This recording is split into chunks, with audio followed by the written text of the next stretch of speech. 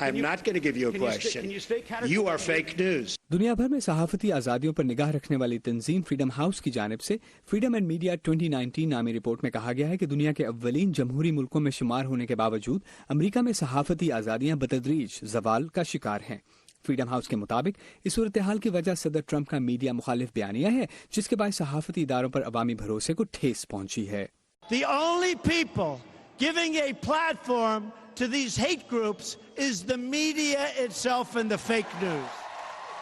The major news media have been बड़े media houses इन हमलों को रोकने के हवाले से काफी मजबूत रहे हैं और ऐसी मालूमात जारी करते रहे हैं जो लीडरों को जिम्मेदार ठहरा सकें।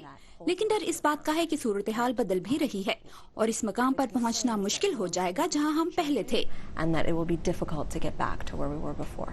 रिपोर्ट में मजीद कहा गया है कि बावजूद इसके कि अमरीकी सहाफती इदारे मजबूत हैं और आला ओहदेदारों के बारे में ठोस रिपोर्टिंग जारी है, सदर ट्रंप के आज़ादी सहाफत की जानिब तौहीन आमीज़ रवैये से दुनिया भर में मनफी तासुर फैला है और अमरीकी जमहूरी इक़्तिदार मुतासर हो रही हैं।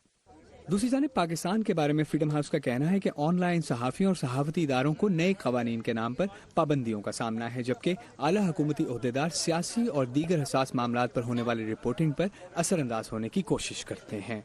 अगर मीडिया के अंदर कुछ कंसर्न्स हैं तो हम सुनने के लिए तैयार हैं, और अगर मीडिया के हवाले से अवाम या ओवरऑल माशरे के अंदर कुछ अनरेस्ट है, कि आपने होप जो है अगर अनसर्टिनिटी और सारा वक्त पाकिस्तान के अंदर negative face of Pakistan highlight होगा, तो इंटरनेशनली जो ओवरसीज़ पाकिस्तानी दुनिया भर में बैठे पाकिस्तान के साथ अपनी होप जोड़े, उस उम्मीद के चिराग रोशन करके बैठे हैं, वो मायूसियों का शिकार होंगे।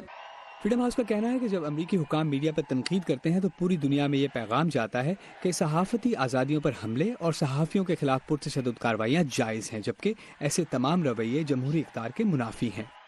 अमान Azhar, voice of America, Washington.